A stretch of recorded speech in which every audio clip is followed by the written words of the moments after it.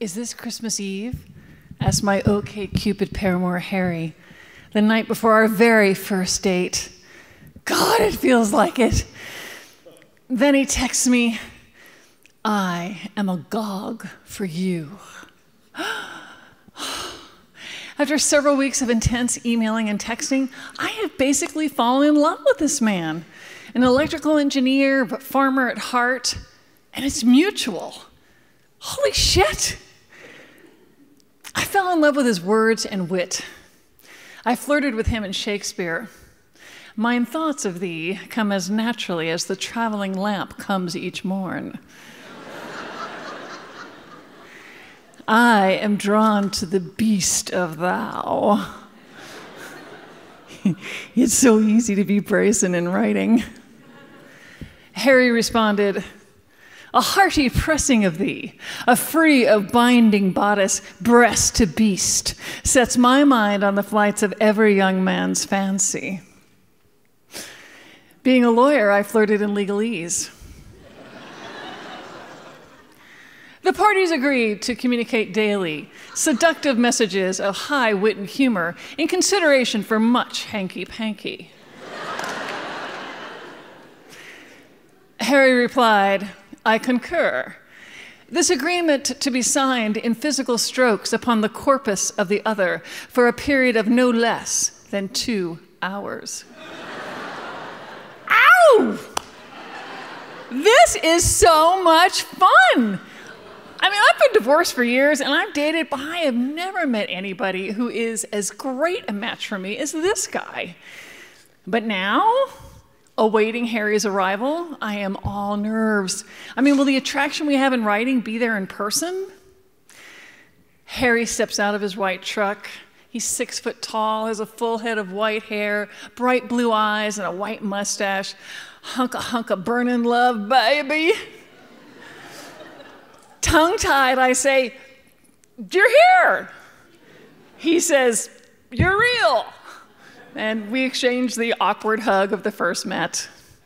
And then he scoops me up in his arms and he places me in his white truck. He turns back to my wheelchair. He said he didn't care about the wheelchair, but would that hold?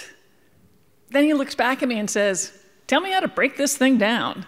Oh, I'm so relieved. Driving to the National Gallery of Art, we're both giddy, eyeing each other, taking in the warmth and smell of the other. I confess, I put on too much perfume. I never wear perfume, which is why I flubbed it. He says, I shined my shoes for you. And we both laugh. When we get to the National Gallery, I'm a little ahead of Harry, so I say to the security guard, officer, this man is following me?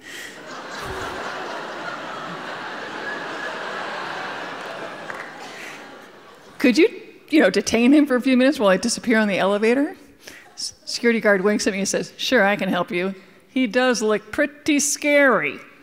Harry says, so that's the way it's gonna be, but gives me a big smile.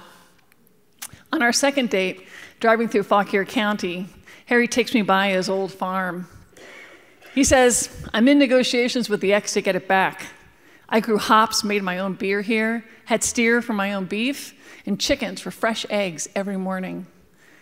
But this is also the home where Harry's marriage died. But still, he looks so happy gazing at that property.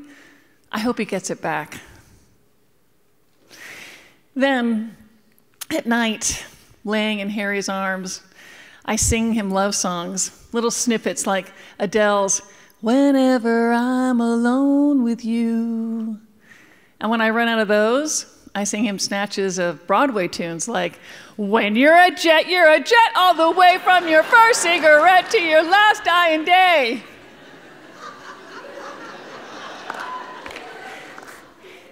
Harry doesn't sing to me, but he sends me beautiful text messages like, this feels like true love. I am engulfed by you. I live another life, a metamorphosis into a life I've always wanted. Oh, I thought the man I was married to for 15 years was the love of my life, but that was a love that grew slowly. It was never this deep, this intense, this amazing. Then one day, Harry texts me, "We have an agreement on the farm. Yay!" But as soon as Harry moves back on the farm, he's angry. The ex really let that place go. There are leaks, rotting wood, dog urine stains everywhere. It's going to take me a lot of time and effort to clean this place up. So I might not be able to spend as much time with you as I would like. Okay, I get that. I can live with less time, but everything else changes. There are no more flirtatious texts, no more loving words.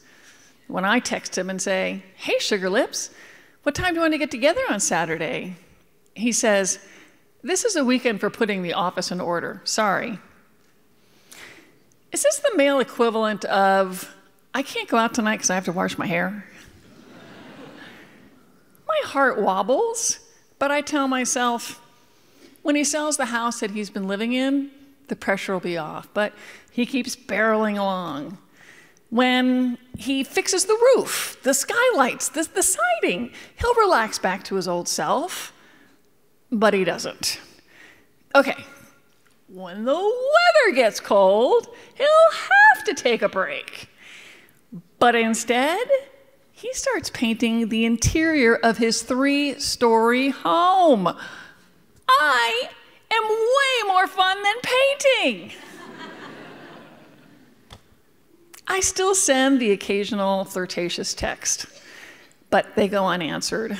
And when I ask him why, he says, "I'm not naturally syrupy." I'm like, this? From the man who said he was agog for me, engulfed by me, whose life had metamorphosized into the one he's always wanted because of me? Oh, I can't take it anymore. So in the past, I've been insecure about the wheelchair and the divorce, and I haven't really pushed for what I wanted in a relationship, but I've worked hard on myself over the years. And the way that Harry loved me in the beginning, all of me, for exactly who I am, affirmed my worth and gives me the courage to ask for what I want. Since it's so easy to be brazen in writing, I ask him in a text about the change in our relationship. "Oh, Anne, you ask me questions for which I don't have an answer for myself. You are by far the best woman I have ever known. Why that isn't enough, I don't know." I stare at my cell phone screen. How am I supposed to respond to that? I want what we had back. I still love him, but it's killing me not to be loved back in the same way. I want to scream because I don't deserve this. I am a goddess who loved him deeply, fully, and honestly. But the sins of his ex-wife and the demands of that farm have shut him down, and there is nothing I can do about it. I pick up my text and my phone to text him my response. "I want more than you can give me now. It was glorious when you gave me your all the first 5 months. But having seen Paris, I can't go back to the farm."